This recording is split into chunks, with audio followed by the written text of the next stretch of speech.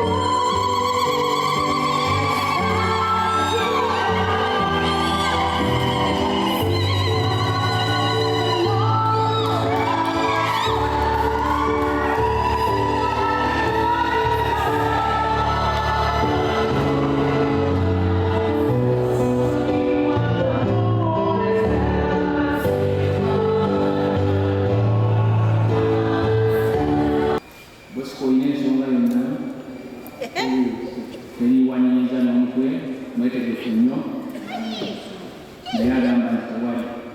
Mukama yebaze kubanga mutegeera ddala nti abantu abagattanayenga Katonda bwe yalagira mu kufumbirigano okutukuvu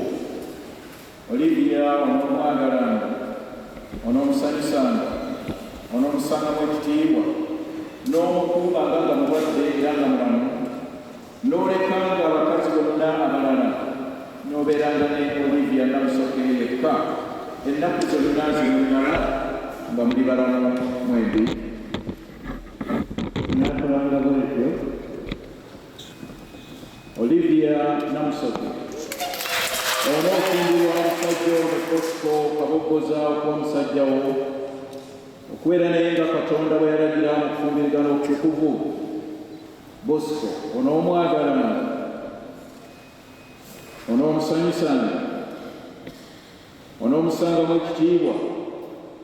n'omukuumanga nga mulwadde era nga mulamu n'olekanga abasajja abalala bonna n'obeeranga ne Bosco Kabogoza yekka ennaku zonna zimulimala nga muli balamu mwembi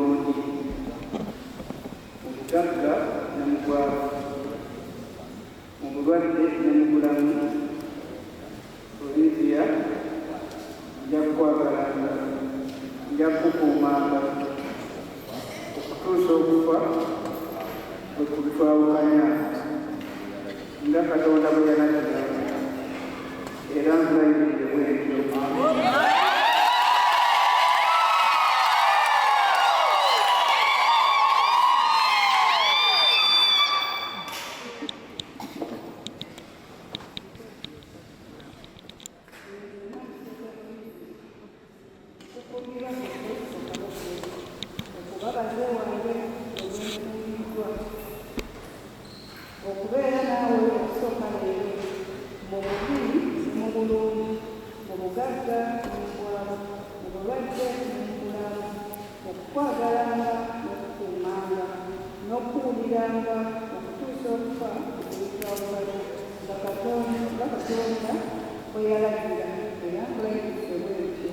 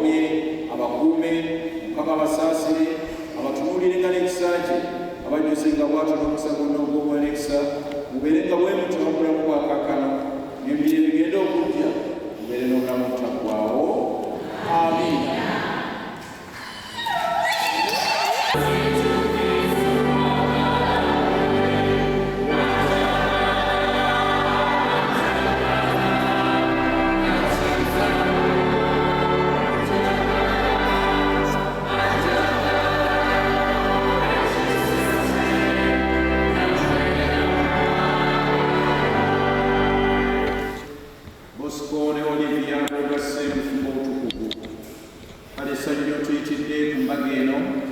tusaba obutuukirize mu ggwe Yesu Kristo Mukama waffe tusabye, amiina. Mukama waffe tebazibwe. Twebaza nnyo Katonda olw'ekiseera kino, kubanga ekyamazima Katonda yateekerateekera era yateeseza ebirungi nga bwe tulaba ti Katonda yalaba ti si kirungi omuntu okubeera nga yekka, era n'ateesa okumukolera omubeezi amusaanira. Kuba abaweereza bannaffe mu lutikko wano, abasumba baffe era n'abayimbi, ate era ne bonna abakolera awamu n'ettiimu eno okutusobozesa okubeera ne saaviisi ng'eno, nga sseddoboozi lyange ku lyabwe okubaaniriza ennyo mu linnya lya Mukama waffe Yesu Kristo. Mwebale okutwaniriza era mwebale okututeekerateekera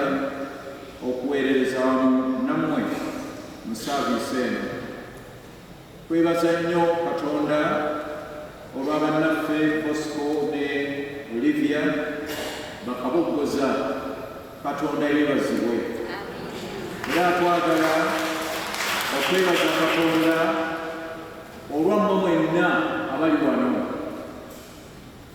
naye mu ngeri y'enjawulo tetwandirabye bano okuggyako nga tulowooza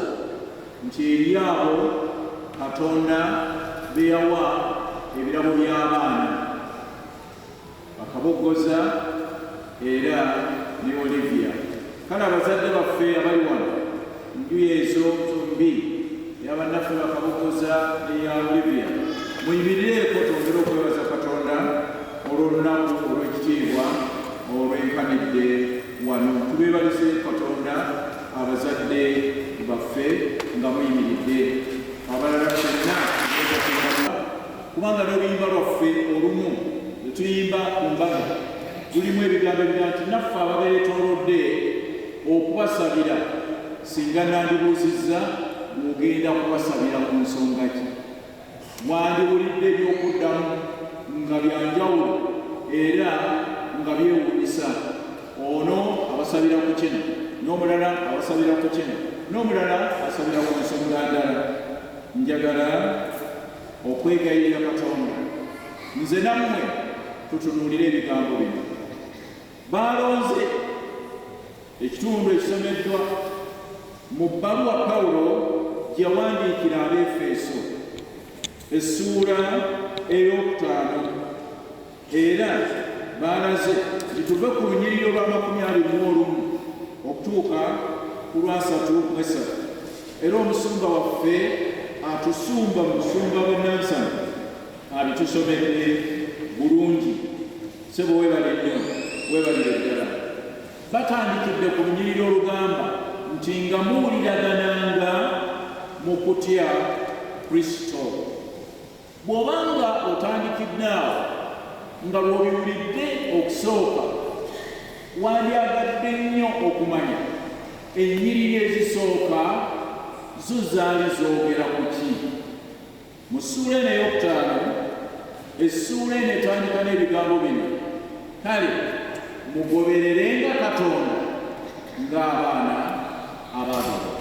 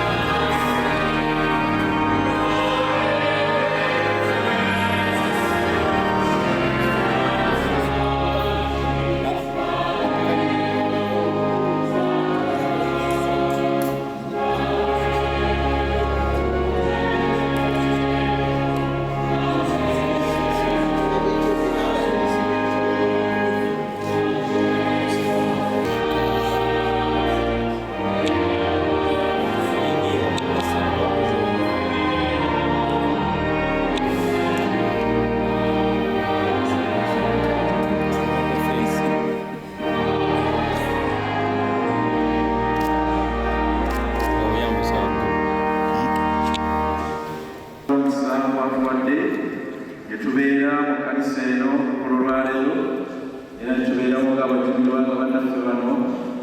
Bosco Kabogoza ne Olivia Namusoke abagattibwa mu kifo obutukuvu. Kale kaakano nga banyumira nga Bosco ne Olivia Kabogoza mubaanirize bayoseezi era mubasanyukireko